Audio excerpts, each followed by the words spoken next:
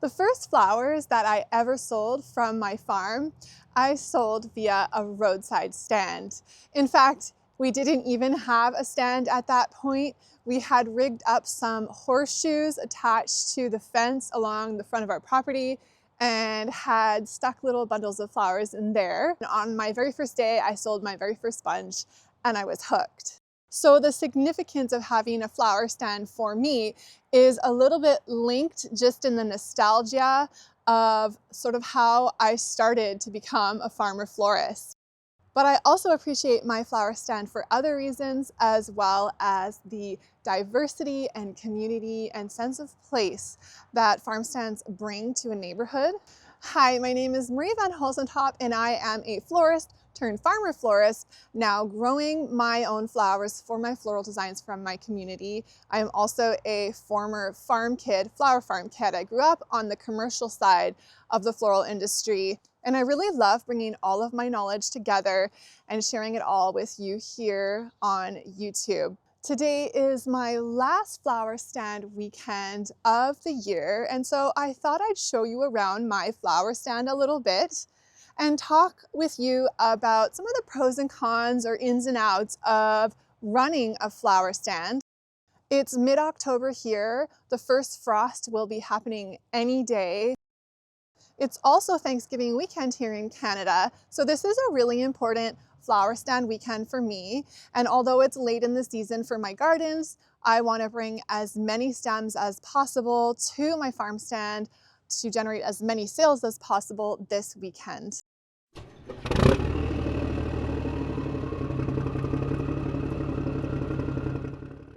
So this is my little stand. You can see it's empty at the moment.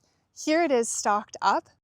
My farm stand sits at the end of my driveway outside of my gate, which I find really important because it allows me to keep my gate closed, flowers stocked, and prevents people from helping themselves to my property, which, trust me, people will. My stand is also visible from my house, which allows me to keep an eye on things.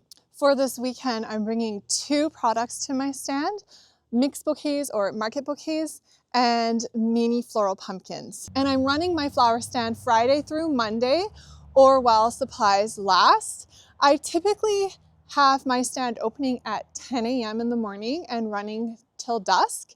However, sometimes for really busy events like Mother's Day weekend, I'll open it even earlier, say 9 a.m. When I was brand new as a farmer florist, I used to keep my flower stand stocked 7 days of the week. But after a while, I found that keeping up with the flower stand every single day took me away from getting some of the important garden work done, harvest time, and even design time. So after a year or two, I had a look at my sales numbers to find out just which days were the busiest and the most worthwhile. And now I focus my sales on Fridays, Saturdays, and Sundays. Now, as I mentioned, this is quite late season for me in my gardens. For my market bouquets this weekend, I had enough selection and ingredients to make two distinct color palettes. I tend to try to work on volume like this, making multiples of a particular design. It helps me keep things fast and profitable based on what I'll say is the theory of commercial bouquet production. I teach in detail on fast bouquet making in a series which I'll link up at the top, so I won't go into detail here in this video. But suffice to say, I have made multiples of any particular item, but in small batches for this weekend. So what I have prepped so far here is I have 6 bouquets in a more vibrant falsy jewel toned palette, and then I have 6 bouquets in a more peachy, pinky, moody color palette.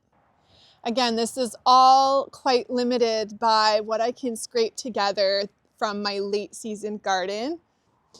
And if you're wondering why I'm not trying to grow more flowers for such an important busy weekend of sales, the reality is that quite often when we get to Thanksgiving, we've already had a hard killing frost and there are no fresh flowers. So Thanksgiving has historically been a floral holiday that I'm kind of just working with whatever I can get. So my product offerings have really changed over the years depending on what's going on with the weather. So I actually am going to try, if I could be organized enough for next Thanksgiving, I would like to try succession sowing some late season crops just in case we don't have a frost, and I could come in with a bit more abundance and make it a bit easier, or a lot easier, for me to be making some products and cranking out a bunch of bouquets. So that is kind of like one of my goals right now for next year, is actually tackle that and see how I can do. Because it is still a beautiful time of year. We still get enough sun. The dahlias are still doing really well. I'm getting some powdery mildew in some of my crops, like my late zinnias. But again, I didn't grow a fresh succession to be blooming right now. So I am curious to try that and see how that goes. So I've been thinking of doing that, because there's a risk to maybe not getting any flowers harvested at all if it freezes. I've been thinking about doing that more with direct sow crops like zinnias and sunflowers and amaranthus, possibly just things that are easy to germinate, easy to grow. So let's break down these bouquet ingredients really quick for those of you who are interested in what I actually have in my bouquets. So in this jewel toned mix, what I have are dahlias, hydrangeas, and I went with the brighter bluey hydrangeas just to get some more vibrancy. Amaranthus, I have some achillea or yarrow in there. Pampas grass, it's a dwarf pampas grass that I'm finding really useful. Tomatillo for greenery, as well as some zinnias and these gorgeous chocolate colored rudbeckia, and the little pops of yellow, that is common tansy. Just note that it's an invasive species in some areas.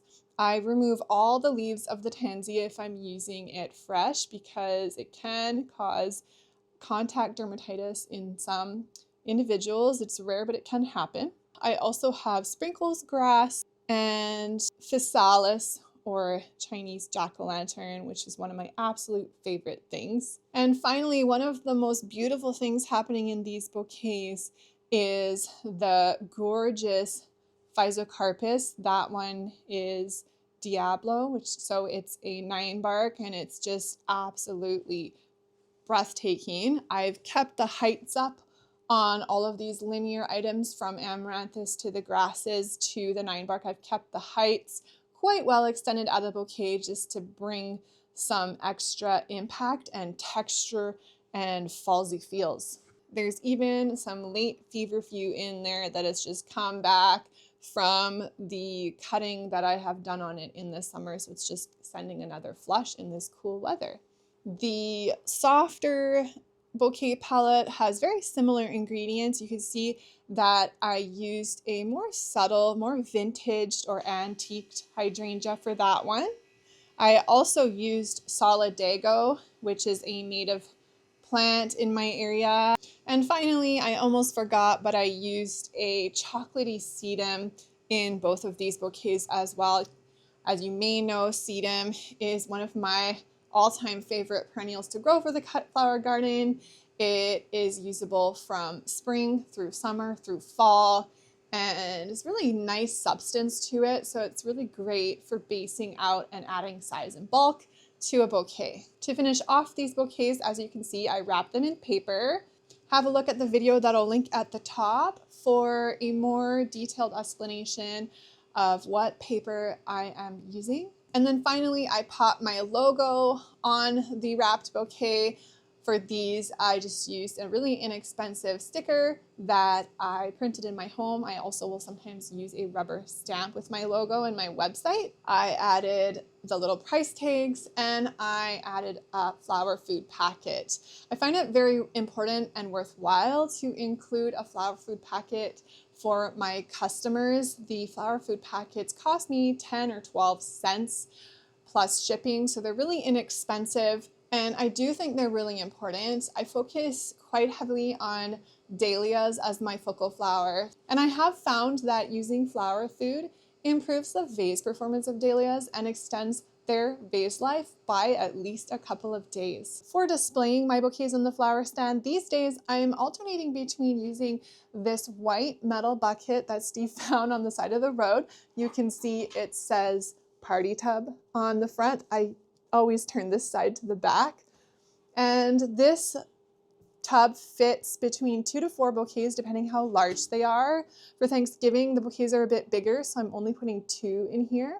Or I use the standard black plastic floral buckets and I pop them inside of metal galvanized bucket. By doing that, I can fit 4 to 6 bouquets. So I just change things up depending on what I'm selling and what's gonna fit best. I do find that bouquets display better and are more impactful when they're displayed in buckets with like kind. So they're displayed en masse by color palette, which is one of the reasons I also like to make my bouquets in batches so that I get a maximum visual impact. And then I have a sandwich board sign that I made out of a couple pieces of chloroplast sign that I ordered online. I just designed the graphic myself and then ordered it. Steve built a frame for it with scraps of lumber. I think it cost me about 80 bucks for the chloroplast signage parts, and then the lumber was just really just scraps and time. I like having a sign like this because what it's come to signify is it lets my customers know when my flower stand is stocked, when I'm open, because I only put it out when I'm actually running the flower stand or having some sort of floral event.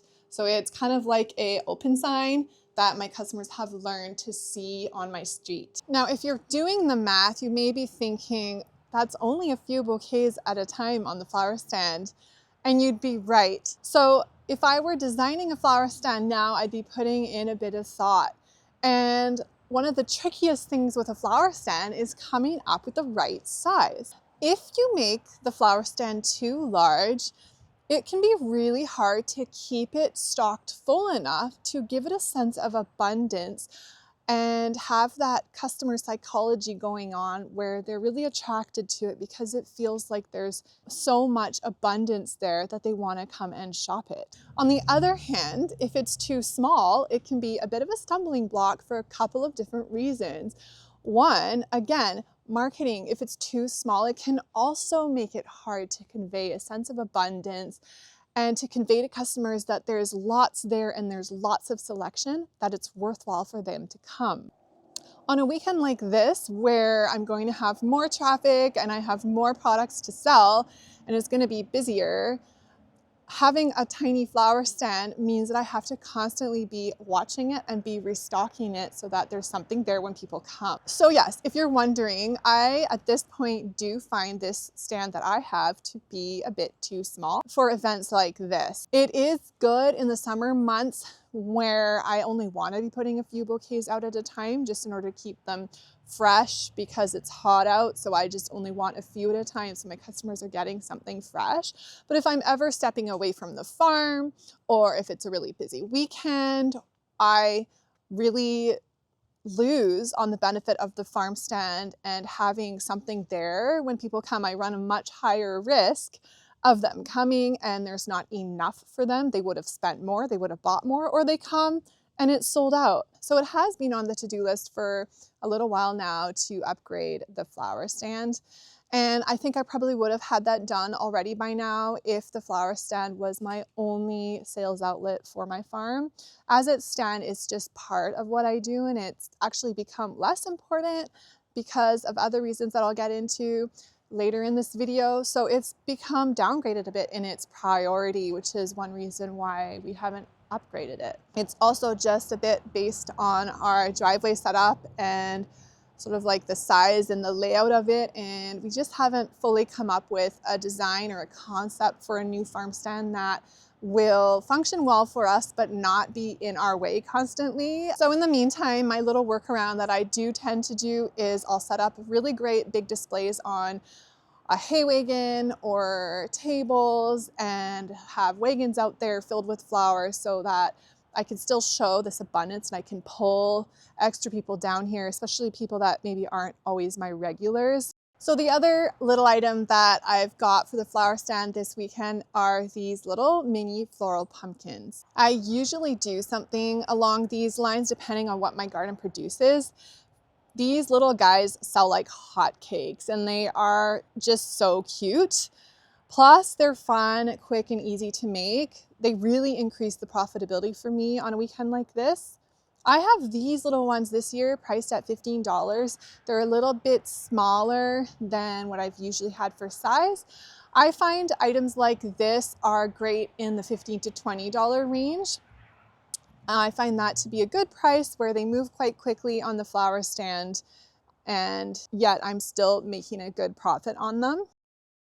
One of my favorite things about having a flower stand is the amount of hands-off income that it can generate. A well-organized flower stand means not having to allocate time towards customer service, taking custom orders. Although I focus quite a bit with my business on floral creations that come with a higher price tag that you wouldn't find on my flower stands. On the flip side, the flower stand allows me to move smaller price items, say in the $15 to $40 range, items that I wouldn't want to be taking pre-orders for because of the time that it takes to take the order, run the website, facilitate the customer pickup. So that's one way that the farm stand really helps me out because I can move those smaller prices to more people more easily. I've updated my flower stand signage ahead of this weekend. It's actually really long overdue. I've been wanting to do it for many months. While the flower stand is still a part of what I do, my overall business strategy has kind of grown or evolved or expanded to include a lot of pre-ordering. For example, Christmas wreaths is the next thing that's on my radar for taking orders for. And then I don't sell those things on the flower stand. People order them and then they pick them up at a specified pickup date or time. And so I just wanted to get my flower stand working a bit more for me, for collecting information to help facilitate or even advertise that I do other things besides the flower stand. So I just want to show you sort of some of the things I've added to my signage. So here it is. So really says welcome, pretty simple. I decided on a different tagline. You can see, by the way, it's not a perfect job. You can kind of see the old stuff underneath. It's permanent marker that I had on here, and it would fade over time, which was really annoying, but it's also been hard to get it off. I've tried some different chemicals. So anyways, I've settled on a different tagline than what I had before, and I've simplified it down to just a few words. Artful flower therapy is, to me, a really great description of what I do, because things that are on my flower stand are things that I sort of specialize in with my flowers, a little bit more high skill, a little bit more creative, sometimes a bit more innovative. So I wanted to convey that these are artful flowers, so something special about my flowers. And the therapy part I think is really important. Something that I always want to be doing, or that in general with marketing we want to be doing with sales, is to convey like what is it that we're fixing for somebody? What is it that we're offering that's going to make things better for them? So by including the word therapy, I'm kind of turning the tagline back onto my customers and saying, hey, like this is something that's beautiful. It's gonna maybe make your day better. It's gonna maybe brighten someone else's day. So just to kind of give them that emotional connection and that value. And then from the farm, and that's just to remind people that the things that they're finding on my flower stand or the florals that I'm offering are really special because they came right from this little farm. They didn't come from imported places or other growers. They came from right here. And one of the other things that I've been wanting my signage to do, my flower stand to do, is to collect information, to get people's email addresses, to basically get them signed up for my newsletter if I could, so that then I can communicate with them. I can let them know about other offerings that I have. And so I've included the words "don't miss news" plus our pre-order program, and then a newsletter sign up and a QR code that I generated. I didn't realize it was so easy to generate QR codes. It's new for me. So I kind of was careful about my wording there. Don't miss any news, but also it's kind of a bit of advertising plus our pre-order program. Like, what's our pre-order program? I just want to get people realizing that when they come here, if they've never been here before, that there's a whole lot more that I offer besides the flowers that they're finding here. And then finally, it's hard to read in the lighting here with the camera, but it says step 1, choose your flowers. Step 2, choose how to pay, cash or e-transfer. And then my email address for e-transfer. E-transfer is something that I didn't always offer. When we first started, I just did cash. The nice thing about e-transfer is that sometimes I'm getting customers here who basically clean me out. So sometimes they come in and they'll buy most of what's here and they're dropping over $100. It's kind of nice that they can send an e-transfer and I don't have cash sitting in the box that I have to worry about people potentially stealing.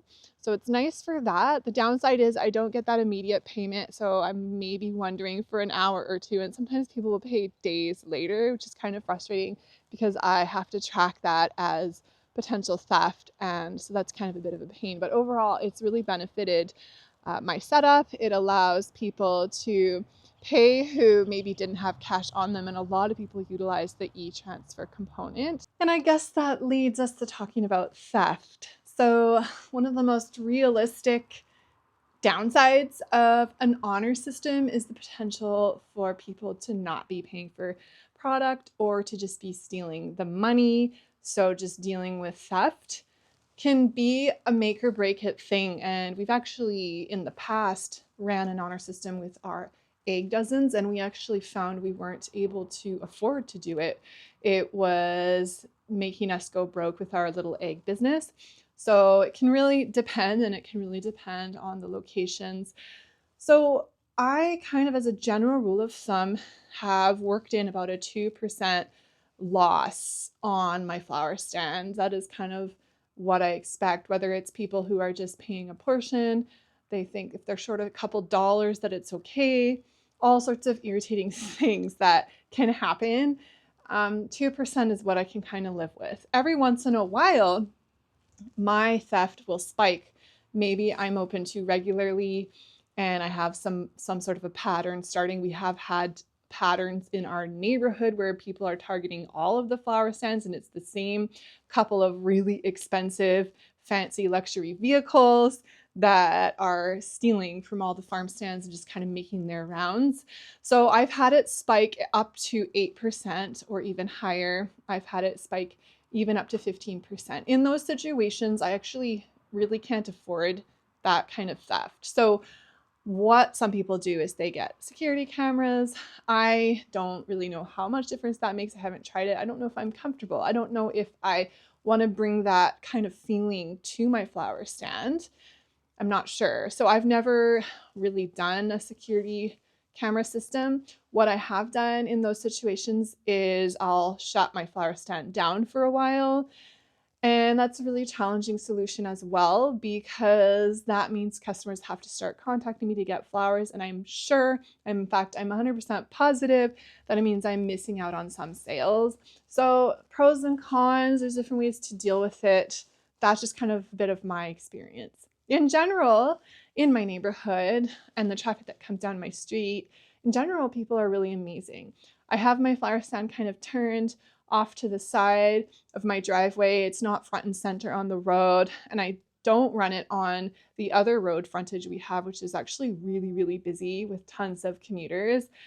I think that makes a huge difference. So a lot of my customers are people that spotted my ads online or who follow me and are waiting to hear about what's on the flower stand. They could check out the products online and then they get in their cars and they drive down there when I'm open, versus drive-by traffic, if you know what I mean. So I think that makes a difference. I've had it in the past actually where we had a detour going right past the flower stand. There was some road work happening and it was detouring a lot of traffic that we didn't normally get. My theft increased to about 12% that month. So it actually really makes a difference perhaps in terms of just the volume that's coming through and the odds for theft. But if I'm getting people driving past that aren't actually, they don't know who I am. They don't know who our farm is. They're not local. They don't really have a connection. I'm starting to get a lot more theft. So yeah, it's a tough one. And I know for some people, it just ultimately becomes not viable. And even for me, because I've had times where I have had to shut down and I have product that I need to sell. This is perishable product. That's where I've started to try to strengthen other parts of my business to try to offset and realize that the flower stand system, as wonderful as it is, it can be a bit fragile. It can be. It really doesn't always work. And for those who can do it and it works, it's wonderful, but it doesn't work for everybody. So yeah, just something to keep in mind. So for my business to bring in customers, I've focused basically entirely on marketing through social media. I use both Instagram and Facebook. I have heard other flower business owners suggesting not to bother with Instagram. I very strongly disagree with that. Instagram and Facebook are both equally important for me in terms of the numbers of sales that I convert. So if Instagram isn't working, I would say it's to be looking at one's strategy, what sort of content one is posting, and yeah, just wondering why are hashtags being used properly, are locations being added, all sorts of reasons why that might not be working.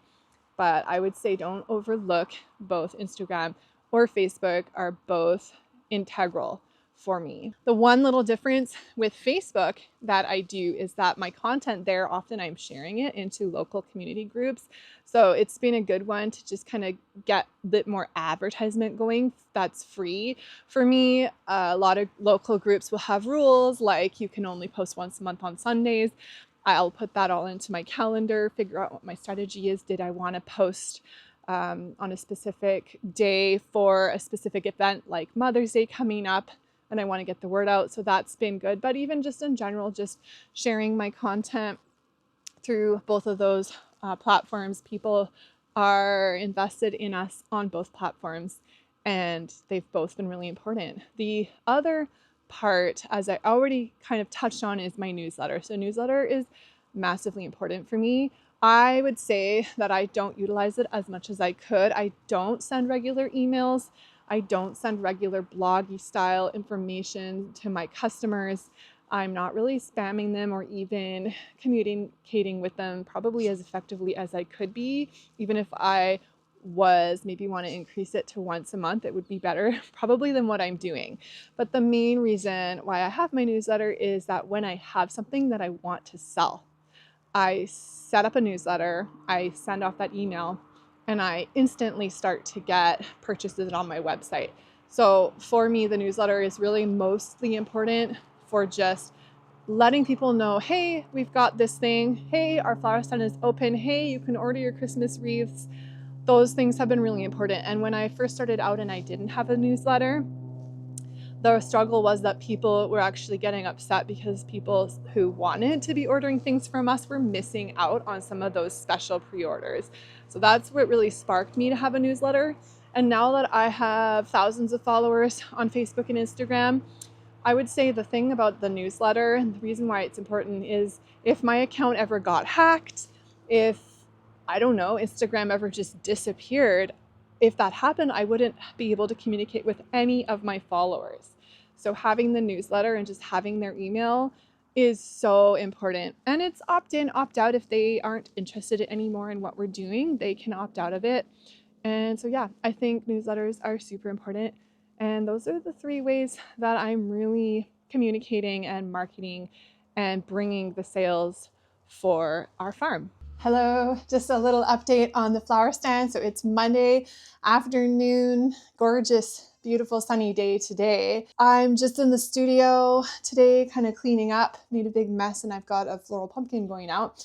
But anyways, I wanted to mention that coming into Thanksgiving, I was a little unsure what to expect for sales because normally in the past, I've focused heavily on keeping the flower stand open just for the continuity. So even in a slow month, I would keep it open just to basically stay on people's radar. I'd keep it open through the summer, even though it's kind of not the best fit for our family, but just to kind of have that continuity so that they still be thinking about our flower stand and our flowers coming into this important weekend like Thanksgiving. And so I wasn't really sure to expect. Some of you may know that Steve broke his wrist right before the summer started, and it just sort of kick-started a change that perhaps we'd been headed towards for a while as our kids have gotten older and as Steve gets the summer off and we could potentially have this great summer off as a family. Now that our kids are older and we can go and do fun things with them and travel. Before, when they were little, we didn't want to go anywhere with babies and toddlers because it was so much work. It was much nicer to be home. So it kind of kickstarted a change for us. This was a significant difference this summer because this was the first summer where I actually didn't run the flower stand at all. So my last flower stand weekend was in the spring, finishing up with spring flowers. And once July and August rolled around, I wasn't running the flower stand at all, which, yes, I have mixed feelings about that because I think perhaps just because I'm a people pleaser and I always want to have things for people. But it was actually really wonderful, and I'm looking forward to our future years going forward as our kids are getting a bit older, that we get to just do some fun adventures, and the business will follow. The business will continue to be shaped and follow through these seasons. The other thing is the weather.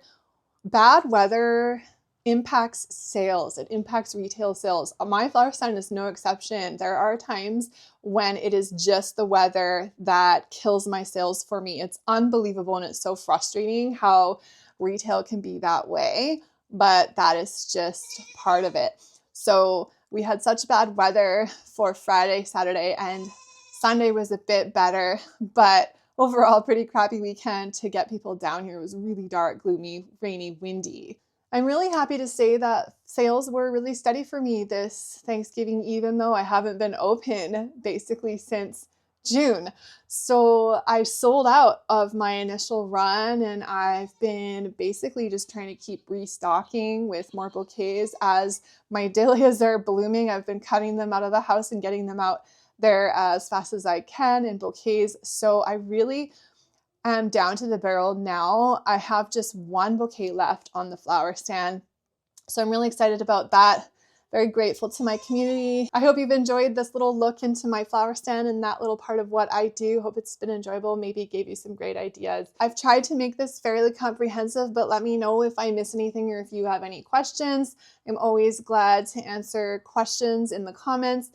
And thanks for being here. I will see you guys next time.